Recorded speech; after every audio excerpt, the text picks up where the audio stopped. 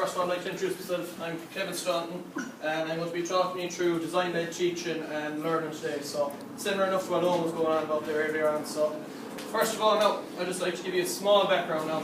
So, design-led learning, so what exactly is it? So, this is just my little definition I have here, just the first bullet point.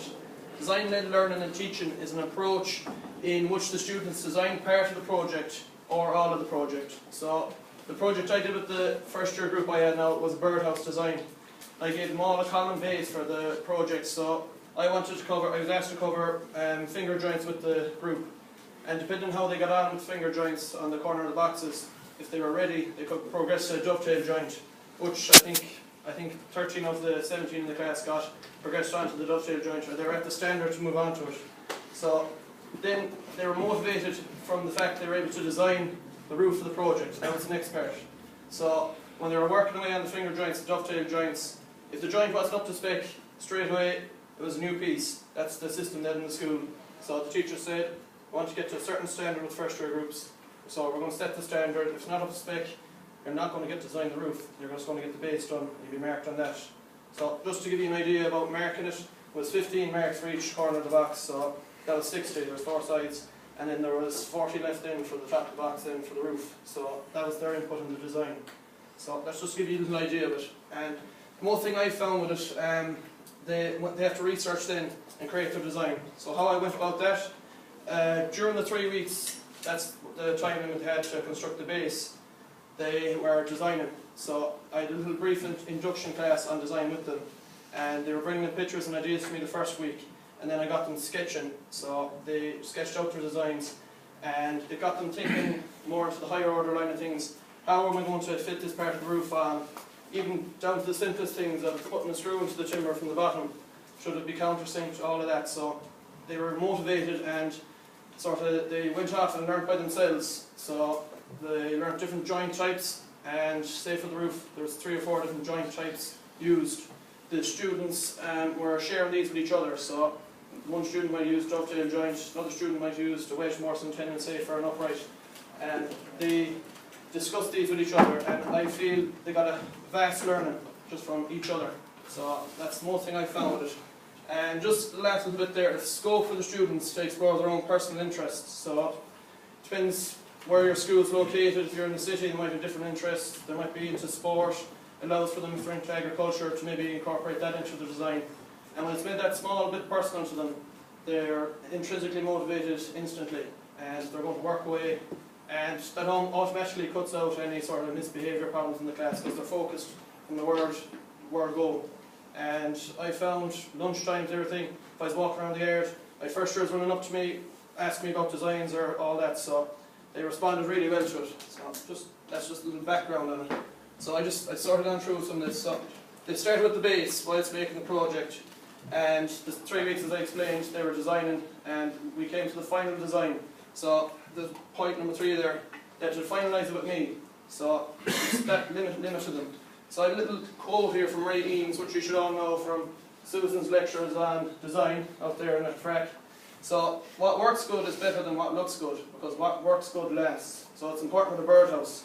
So that got them thinking, right? So first I noticed they were going with these really extravagant designs, probably coming off Google Images and all this sort of stuff, and they were saying, can I do this, can I do that? There'd be laminated pieces, and it got them thinking, I'm going to be able to make that, will it last?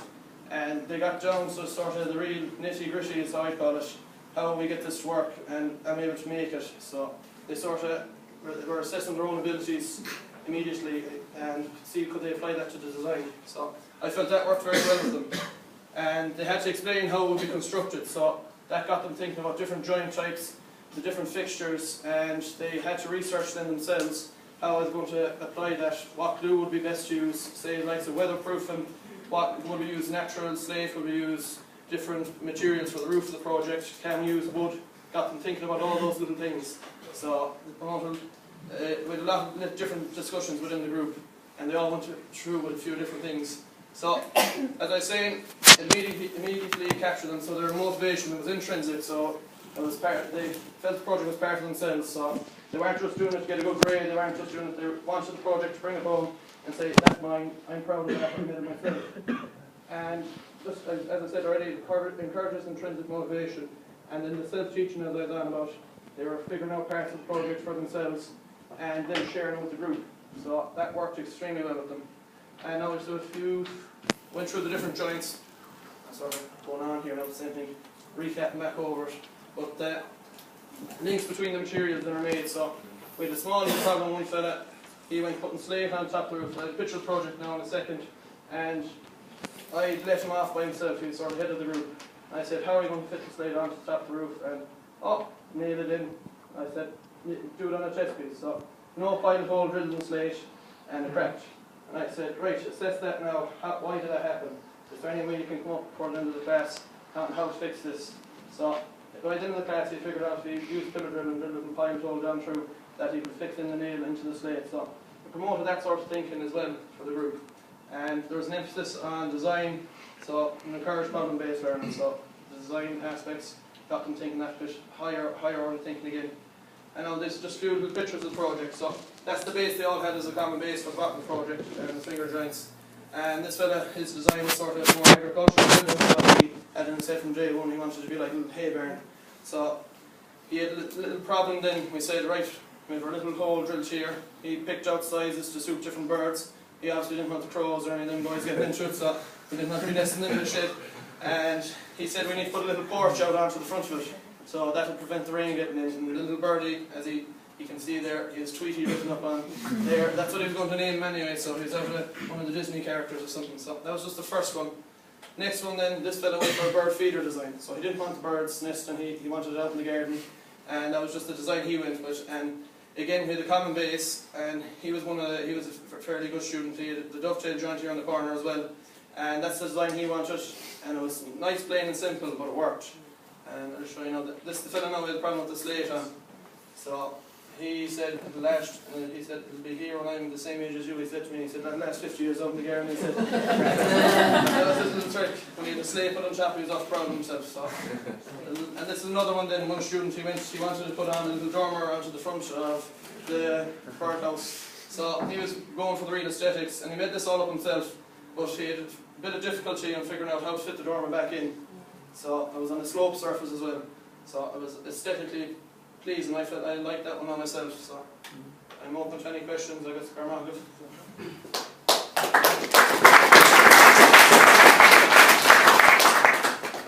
Yep. How did you kickstart the design process? The kickstart design process, I used sort of the mood board myself. So I'd have done up on the PowerPoint, just giving them ideas of what we'd be working towards. So just getting them thinking about different designs of birdhouses. And we did, there was one lesson where they were sketching. So just they were sketching from, say, their basic design. And we started with that concept. So, right, are we able to make that? And they worked it on. So it was tweaked out during the 3 weeks. So I was just sort of getting them to think, right, how will we fit this together? Right, and then you might have had a slope, and this joint wouldn't work here, so it was changed around again. So I just sort of worked it slowly over the 3 weeks. And as a group of 17 now, but I was giving them a bit of time, leaving myself, looking at their designs that they handed up throughout the lessons, and giving them feedback on that. So then they'd work on off that again. Yeah. How did you find the different cut lists, different materials, different projects? The great thing I found with it now, sort of differentiated the class immediately. So the students are working on the base. Some of them got it finished in the 3 weeks, some of them took 4 weeks. So that gave me time then, say I met 8 students that had different cutting lists. So they worked out the sizes for me, and from that I gave them pieces of timber. And luckily enough in my school, the first year students, they're well fit they were trained on the band saws, scroll saws, belt sanders, all that. So once I had the basic shape of the project, the piece that they wanted to put out, it was up to them then to put out the rest of it. So on the bandsaw now, it's the most machine they use for that. And as I was saying, they're differentiated. So the lesser students that might have been struggling with it, their cutting lists, they had them ready for me. So I had that already pre-ready for them. So they might have been, say, week 4 they were starting their roof. So that was already there for them. So I sort of had a week there trying myself to get that ready for them. Would you have found that you had to guide, we'll say, students who were in week 4 starting on the top part as opposed to the base, so they would have a week less, we'll say, than some? Yeah. So would you find that you would be guiding them, as in to get something manageable in the time frame? Yeah, their design. So I guided them now on their roof design. Say maybe it was going to take 3 weeks. I said we might have to change part of it here so that we get it fitted into the time frame. Some of them wanted to hold on to it a small bit, say stick with the design, but they were motivated then to try and get some of that done. And we tweaked it a small bit just to maybe instead of using a joint there might have been a different fixture used, say there might have been a screw or something simpler, just to speed it up for them. Any other?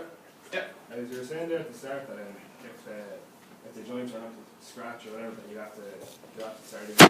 Did you find the front shooters would lose interest then if they were falling behind then, or how did you keep them motivated? The motivation was the design. So they wanted to get their own. Especially when they saw the other students progressing on, they were sort of motivated to keep up the class. And I was looking up at the group. There was, I'd say, 1 or 2 students that I had a small bit difficult to do with attendance-wise and that, but they eventually caught back up. But when it means something to them, so say for example, one student now, he was from Traveller community, and he incorporated his design. He wanted it to look like one of those. It was similar to the hay barn. He wanted it to look like the old cabins they had for the trail behind horses. So he worked away on his project, but he was maybe a small bit rougher, as we say, with the joints. So he eventually got there with the joints, but the motivation was saying that he wanted to have this piece going home that looked like something from his tradition or his background. So that's the motivation they had first, to keep the joints up to the standard. Now they had to have a bit of leeway with the joints. Not all students are going to be hitting at A1, but I had to stick with that because of the school's policy. So. And out of the group, how many actually completed it under the entire and were everything? 16 had it all brought home. One student started with a broken hand, so he was 2 weeks. He wasn't even in for most of the 2 weeks. So. Just a comment there, because we've seen 2 presentations on design-based and practice and like a lot of the time when it comes to design-based, there is a kind of tendency to start with the standard thing, and it's decoration. And which is is a nice place to start off when it comes to incorporating in design-based strategies. I think that's a nice kind of it's very appropriate that that's kind of following from the first one, because it's not just about decoration. You can see different shapes, different forms, different themes and stuff like that. It's a nice way to show how design-based strategies can develop on, and that's, you can say that come to junior cert, they have experience of, they're thinking it from the start and stuff like that. Would they need to produce anything written to support that, or is it just, do they need to put their portfolio? I didn't know, but it would be an aspect you could go on into. This is a second year group where they're getting used to writing the third year reach. Just a diluted version of what they'd be expected in. Photographic images of the stages. Lovely things to happen. Terry, if you could, when they are trained on the bandsaws and stuff, like you said, how much of finger joints and wood train do you run All the base is all handscape. So I'll say just for the materials for the roof, putting out, say whatever angle it was that they did that all themselves in the bandsaws. Clear? 1 year group did you use this one? First years. All first years, yeah. Excellent for first years, I'm telling you. Just show what first years are capable of. Trevor, you're around?